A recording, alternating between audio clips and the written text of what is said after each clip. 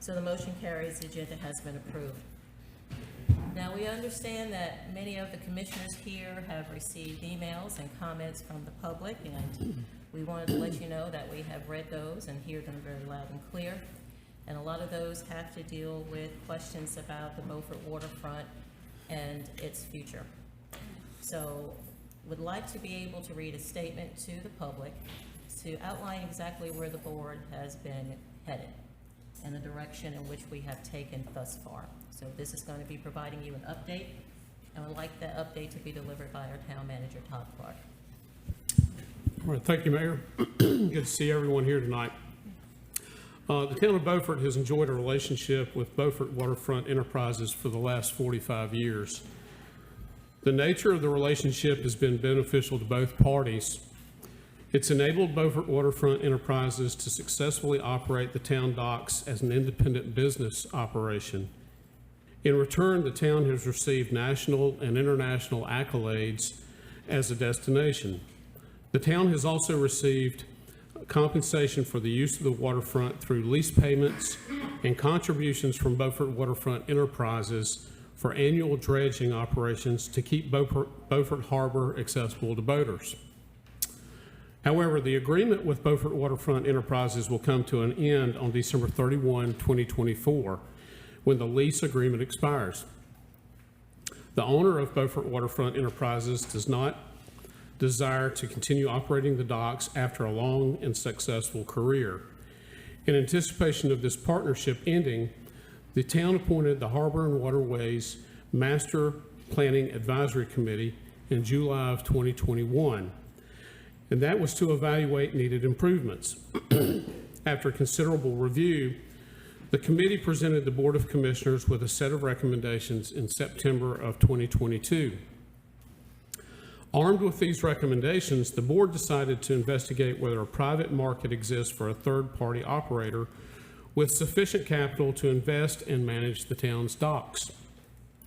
Consequently, the town set forth to explore these questions in the context of a long-term lease or in the form of a public-private partnership.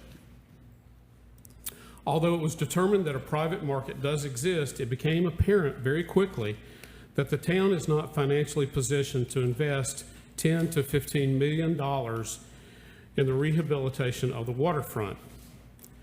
In determining estimated costs, we considered the complete replacement of the docks and the associated infrastructure, including potable water lines, sewer pump outs, in-slip fueling, electrical and plumbing connections.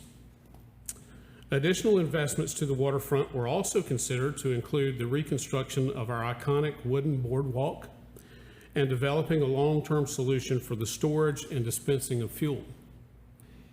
In consideration of these expenses, along with those outlined in the town's comprehensive capital improvement plan, we easily determined that the town simply does not have available cash resources to fund the desired improvements. With this understanding, the town investigated the possibility of financing the improvements through commercial lending as an alternative to a third party.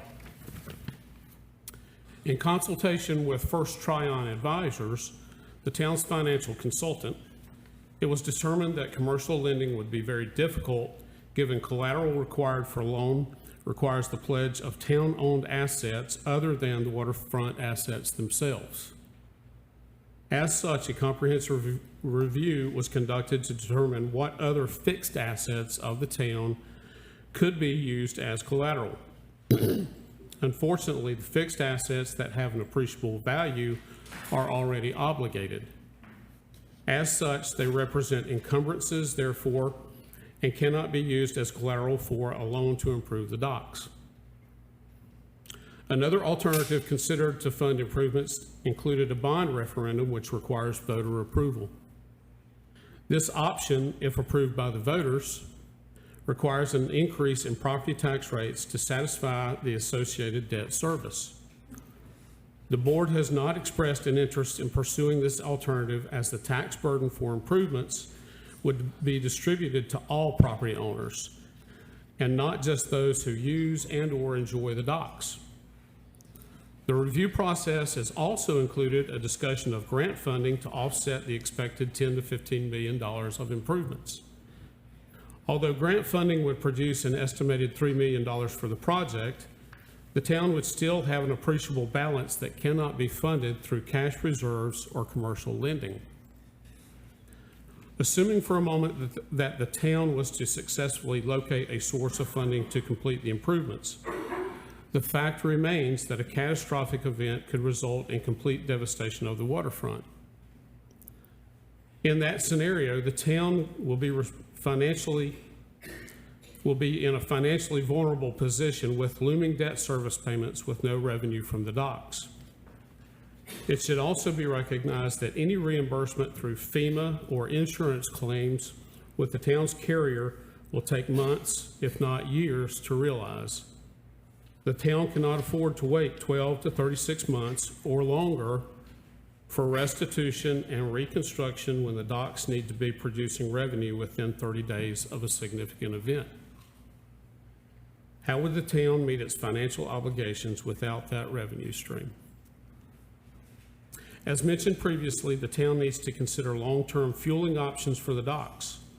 The current system is antiquated and represents environmental concerns which are not a town responsibility currently. A long-term solution is needed and must be solved for the economic vitality of the docks. Aside from the availability of capital and a needed solution for fueling, the town has recognized various other aspects of dock operation that need to be weighed in the decision-making process.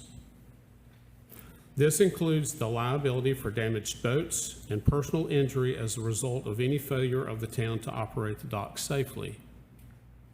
Insurance coverage must be a consideration and can cost in the hundreds of thousands of dollars for an operation of this nature, given the town would be trying to insure only one asset versus a pool of diversely located waterfront assets. Environmental hazards such as the release of fuel, human waste, and any other chemical agents must also be included under an insurance policy. The town must also consider the level of service delivered through whomever is responsible for the management and operation of the docks. Additionally, the character and charm of Beaufort must be preserved while meeting the public's expectation to ensure the existing vistas of Rachel Carson Reserve are preserved. As a functional consideration, the town must consider the availability of dock space for day boaters, continuance of existing commercial activities, and the creation of mooring space in the harbor. Each of these issues is being considered by the Board of Commissioners, along with the public feedback received throughout the process, including the charrette conducted in May of this year. This is not an easy decision. However, the board is cognizant of the issues and is taking into consideration the use of taxpayer dollars. Mayor, thank you. Thank you so much.